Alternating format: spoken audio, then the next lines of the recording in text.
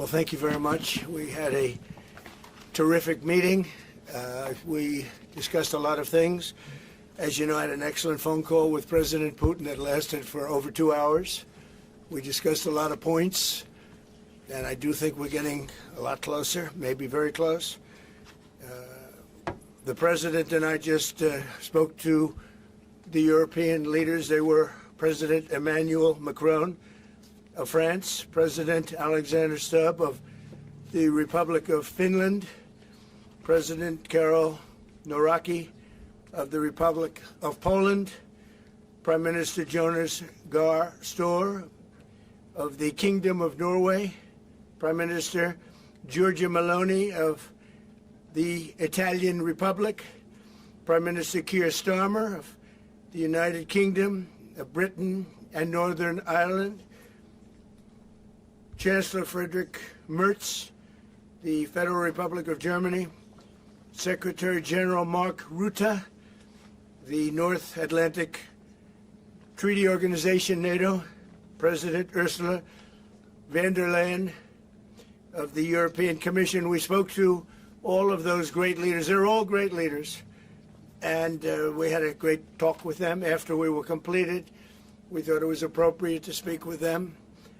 And our meeting was excellent. We covered, somebody would say 95%. I don't know what percent, but we have made a lot of progress on ending that war, which is really certainly the most deadly war since World War II, probably the biggest war since World War II.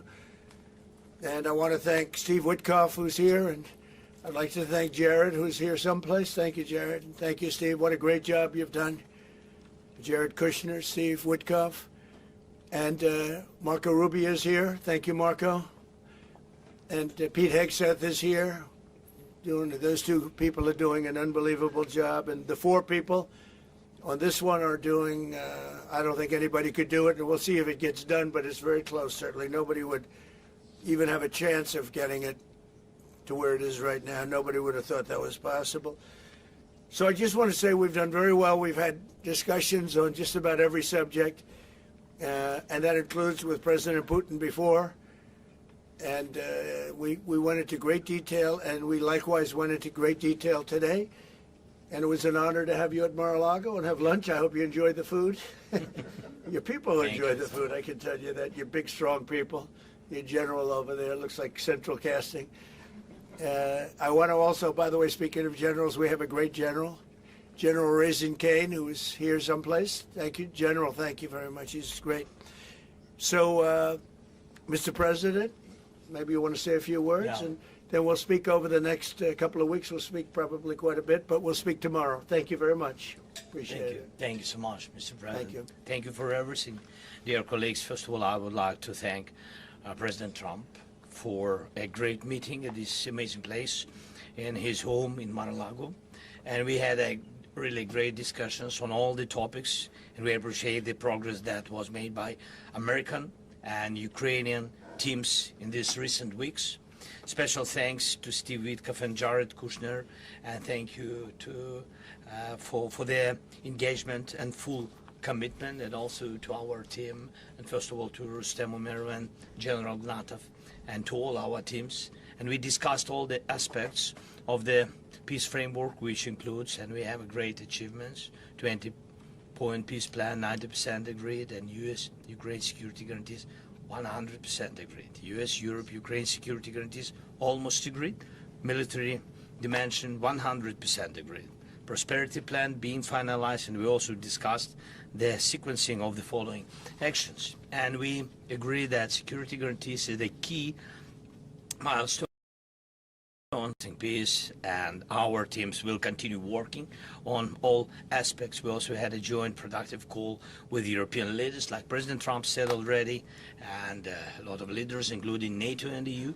And we agreed that our teams will meet in upcoming weeks to finalize all discussed matters. And we agreed with President Trump that he will host us, and maybe in Washington, European leaders and Ukrainian delegation, yes, in January. And Ukraine is ready for peace. And once again, would like to thank President Trump for a warm welcome and substantial discussion. Thank you, Mr. President. Thank you very much. Thank you so much. Mr. President. Any questions, please? We've heard some digits from President Zelensky, 90%, 100%. The US Ukraine security guarantees, what number are we at right now? Well, I think look, you can say 95%, but I don't like to say percentages. I just think we're doing very well. We could be very close. There are one or two very thorny issues, very tough issues, but I think we're doing very well. We made a lot of progress today, but really we've made it over the last month. This is not a one-day process deal. This is very complicated stuff, but I think when the president says 95, I think, could be close to 95%. Yeah, please, behind you. Mr. President, have you agreed on the so-called free trade zone on Donbass? How to separate the sites? How to make the separation line? Who will be responsible? The word agreed is too strong. I would say not agreed, but we're getting closer to an agreement on that, and that's a big issue. Certainly, that's one of the big issues, and I think we're closer than we were probably. It's unresolved, but it's getting a lot closer. That's a very tough issue, but one that I think will get resolved. Yeah, please. We are receiving some mixed signals coming from Moscow, even after you spoke with President Putin. Can you assure us that you have received written or any formal response from them? Well, what was the issue? You have to tell me. What did they say? So they are telling that Ukraine has to give up Donbass. Just a very recent statement coming out. Well, that's what they've been asking for, and there's a dispute about that. So they're going to have to iron that out. That's an issue they have to iron out. But I think it's moving in the right direction. If they reject or delay the solution or peace agreement that you try to achieve, If something doesn't happen, you mean if something doesn't happen? Yeah, go ahead. May I ask? No, go ahead. You were going to finish your question. will there be any step that the United States be prepared? Well, to we'll take? see. Look, we'll see. But I don't want to talk about that because I think we're getting pretty close. Yes, please. May I ask the President of Ukraine Please. about territorial question? Mr. President, what is your take on Donbas status? Are you prepared to see it as a free economic or demilitarized zone? No, we spoke about 20 points planned, and I'm happy that really our teams very close to results, and I agree with President Trump that our teams worked not one day and not one week, more than 1 month, beginning from Geneva, then 2 meetings in Miami, then we had Berlin, and now we have Mar-a-Lago. So this is a very difficult question. You know our position, so it's, we have to respect our law and our people, and we respect the territory which we control. And of course, our attitude is very clear. That's why President Trump said this is a very tough question, and of course we have with Russians different positions on it. And have you discussed referenda about? When we speak about referendum, we spoke that it's one of the key. We can have referendum on any kind of points of this plan. I said that we can use referendum like for the plan, or we cannot use referendum. It's one of the key. We can use, this possibility of Parliament to vote according to the law or to have referendum. Doesn't matter. This referendum, if the plan will be very difficult for our society, very difficult, of course our society has to choose and has to vote, because it's their land, the land not of one person, it's the land of our nation for a lot of generations. They'll probably have to get their plan approved by Parliament or by referendum of the people. You would think that they want, I know they had a poll that it's 91% in favor of ending this war, so they want to end it like everybody wants. Russia wants it ended, everybody wants it ended, and we want it ended. I want it ended because I don't want to see so many people dying. We're losing massive numbers of people, the biggest by far since World War II. So we want to see it ended, absolutely. President Yes. Trump, you said at the top that you plan to speak again tomorrow. Is that correct? I might. It depends on what happens tomorrow. If there's an additional something to add, otherwise there's no reason to. We're in the process. Jared and Steve are working very hard to get something done, and if there's something that comes up, I'd speak, but otherwise I don't think there's any reason to. In your mind, sir, what are the thorniest issues still unresolved after the? Well, I think the land you're talking about, some of that land has been taken. Some of that land is maybe up for grabs, but it may be taken over the next period of a number of months, and you're better off making a deal now. Look, let me tell you, they have been very brave. They fought very hard and continue to fight very hard and do tremendous damage. But Russia would like to see it end, and Ukraine would like to see it. And I think it's time to end. And a lot of very brave people, a lot of people that are dead right now, unfortunately, because I've said, and nobody's disputed it, that if the election weren't rigged and stolen, 2020, you wouldn't have had this war. It would have never happened. And it didn't happen for 4 years. Never was even thought to happen. And I spoke with President Putin. I got along with him very well, despite the Russia hoax, which was a total hoax. He used to say, what is going on over there? But it was a total hoax, as he knew and as I knew. But I spoke to him, and we'd talk about Ukraine. I've said it before. It was the apple of his eye, but he wasn't going to do anything about it. He didn't do anything about it until I was gone, and then a lot of really bad statements were made by people, by a lot of people, I guess, but by a certain president that we had who was a disaster. Mr. Yes. President, do you anticipate going to Ukraine if you can get to an agreement? And I know I you have no said problem earlier, with doing it. You know, I have no problem with doing it. Don't anticipate it. Would like to get the deal done and not necessarily have to go. I've offered to go and speak to their parliament. And, you know, if that would help, I don't know if that would help. I think it would probably help, but I don't even know if that's... You're welcome. Yeah, no, I know. Always. So I'm not sure that it would be really necessary, but if it would help save 25,000 lives a month or whatever it may be, I would certainly be willing to do that. Yeah, please. No, behind you. Thank you, Mr. President.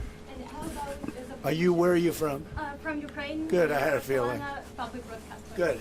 And how about Zaporizhzhia nuclear plant? Have you discussed this question? On what? Zaporizhzhia nuclear plant. Yeah, we discussed that at length today. As you know, it's in pretty good shape. It can start up immediately, almost immediately. And it's one of the things I discussed with President Putin. And they were talking about the nuclear plant. It's probably the biggest in the world, just about the biggest anywhere in the world. Can you believe that? And President Putin's actually working with Ukraine on getting it open. He's been very good in that sense. He wants to see that open. And he hasn't hit it with missiles, hasn't hit it with anything. It's a big danger to do that for everybody. But they're working together to try and get it. It can open very quickly. It's in pretty good shape. And the people there have been there for years. The people there running it. You know, they have 5,000 people in that plant. Can you believe it? I learned that today. 5,000 people. It's the biggest plant of its kind in the world. And they're working together to get it open. They could maybe get it open quickly. That's a big step when he's not bombing that plant. It's a big step. Mr. President, you in the readout from Moscow, they talked about the creation of some working groups. Yes. That would be set. Can you tell us about what those working groups Sure. would entail? And also, if you wouldn't mind, what is the message that you will give to Putin when you speak to him after your meeting? So the working group is going to be composed of Steve Witkoff, Jared Kushner, General Raisin Kane, Marco Rubio, and a few other people that we're going to be putting onto it. I think Pete Hegseth should be in that working group. He knows the territory very well. He's been fantastic at what he's doing. And they may add one or two people. And likewise, Ukraine's going to have some very good people that were at lunch today that enjoyed the lunch today a lot, more than they thought, right? But do you want to say who may be on your working group? Yeah, we now, as I said, that we work with Steve and Jared. We worked our Rustem Umerov and also Deputy Minister Gislitz and also General Gnatov, and they will continue work in this group. And of course, if we will go further, and I hope that really we will have decisions in January, as I said, about all these documents, 6 documents, and of course, we will continue work on this, so they know what to do. Yes. And that working group, by the way, importantly, will also then be working with Russia. Okay? Because to work with ourselves doesn't really solve much of a problem. So they'll be working with Russia. Yeah, please. President, you said this morning you weren't a deadline guy. How long do you think it'll take to get this last little bit, as you say, finished? What are we talking So about? if it went really well, you know, maybe a few weeks. And if it went poorly longer, and if it went really poorly, it's not going to happen. That would be a shame. there's that chance also. You know, it's possible it doesn't happen. But, you know, in a few weeks we will know one way or the other, I think. But if it went really well, but it could also go poorly. I mean, you know, we could have something where one item that you're not thinking about is a big item breaks it up. Look, it's been a very difficult negotiation, very detailed. It's funny, I settled 8 wars. Some were going on for 35 years. And we got them settled in a couple of days. Some of them, one was going on for 37 years. I settled it in 1 day. But this is a very complex one. Do you want to put odds on it? What the bad No, I think we'll get it done. I don't want to say when, but I think we're going to get it done. Yes, ma'am. Mr. President, you in the past have suggested a trilateral meeting between both Presidents Putin and Zelensky. Is Right. that something that is also on the docket? I see that happening, sure, at the right time. I saw a very interesting President Putin today. I mean, he wants to see it happen. He wants to see it. He told me very strongly. I believe him. Don't forget, we went through the Russia hoax together. And he'd call me, I'd call him, I'd say, can you believe the stuff that they're making up? And it turned out we were right. They made it all up. And despite that, we didn't get into wars or we didn't get into problems, but we weren't able to trade very much or any of that, which was a shame because, you know, a lot of success could have been had by trading with Russia. They have great land, great minerals and other things, and we have things that they want very badly. But the Russia hoax, which was a terrible made-up fictional thing by Crooked Hillary and by Adam Shifty Schiff and bad people, sick people. They made it up. It was all a made-up hoax, but it kept us really from dealing with Russia, kept Russia dealing, you know, from dealing with us. So, but despite that, we got along, and I don't know. I think we're going to get there. I know him very well. I think we're going to get there. Did you discuss any time, location, meeting place? Yeah, we're discussing a lot of things. No, look, I was on the phone with him for almost, I guess, 2.5 hours, they're just telling me now. It's a long time. We discussed a lot of things. We didn't talk about the weather. We weren't talking about what a beautiful day it is in Palm Beach, Florida. Yes. Trump, President Zelensky mentioned maybe a meeting with European leaders back in Washington. Would that be in the next few weeks? Well, in Washington or someplace, yeah. These leaders that I just read, these are great people. You know, they've spent a lot of money on helping Ukraine. And look, they're doing it for themselves also, meaning their country, because Ukraine's a very important country for them in particular. For us, it's very important. To me, it's the lives. You know, we're thousands and thousands of miles. We're protected by a thing called the Atlantic Ocean and lots of other places, to be honest. And they're not, you know, they're right there. But we're working together with them as we should be. But I'm doing it to save lives. You know, we're not spending any money. Biden gave $350 billion away. And the president was nice enough to give us a contract to take out rare earth and things. So we'll see how that all works out. We have a contract, but we appreciated that. He was very good. But we'll see how that works out. But if you think about it, we're going to have. I really believe we're probably, Mr. President, by far closer than ever before with both parties. We had some times when he was close and President Putin wasn't. Then when President Putin was close and he wasn't, you saw that in the White House. But I think they both want to see it happen. Mr. President, in your conversation with... You're saying that you've said multiple times that you want to stop the killing. And nearly 100 American citizens died in Ukraine on the battlefield. Yeah. What's your message to their families whose loved ones died fighting for Well, look, I mean, the message is so obvious. It's what a shame. They died in a foreign country. And some are celebrated people. They're very celebrated. But so sad that a thing like that would happen. Yes, ma'am. President Trump, obviously security is a major issue for the Ukrainians. Right. Did you offer any promises, any assurances today? Well, I did. We want to work with Europe, and Europe is going to take over a big part of it, as you can imagine. You know, they're right there. But we're going to help Europe 100%, like they'd help us. Yes, ma'am, you were going to say something? Yeah, I was just going to ask, when your conversation... Who are you with? Andrea Shalal with Reuters. That's what I thought. Yeah. So in your conversation with President Putin, did you discuss what responsibility Russia will have for any kind of reconstruction of Ukraine post I did. an agreement? I did. And They're going to be helping. Russia's going to be helping. Russia wants to see Ukraine succeed. Once, it sounds a little strange, but I was explaining to the president, President Putin was very generous in his feeling toward Ukraine succeeding, including supplying energy, electricity, and other things at very low prices.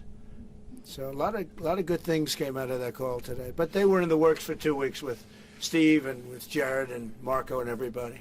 did Russia agree, or did Putin agree to a ceasefire to allow a referendum to take Not a place? ceasefire, and that's one of the points that we're working on right now. No, not a ceasefire. He feels that, look, you know, they're fighting and to stop, and then if they have to start again, which is a possibility, he doesn't want to be in that position. I understand that position. The president feels strongly about that or something, but I think we're finding ways that we can get around that. But I understand President Putin from that standpoint. You know, you have to understand the other side. And, you know, I'm on the side of peace. I'm on the side of stopping the war. So, but I think that's a problem that's going to get solved. Yeah. Would people who live outside of Ukrainians who fled during the war be allowed to participate in the referendum?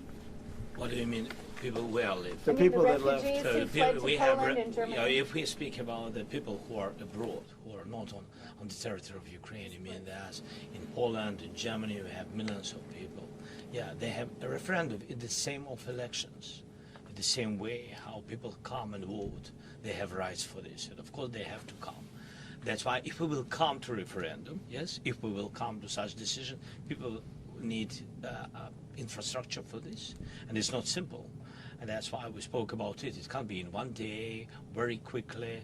It's difficult because we need infrastructure. When you have millions of people, you have to build it in Europe, mostly in Europe for today.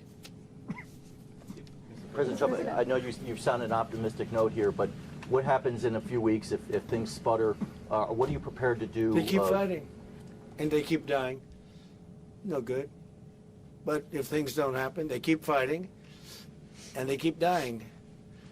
And we don't want that to happen. He doesn't want it to happen. President Putin doesn't want it to happen either. Okay? Thank you very much, everybody. Thank you. Appreciate it. Thank you, sir. Thank you. Thank you, sir. Thank you. And thanks for lunch.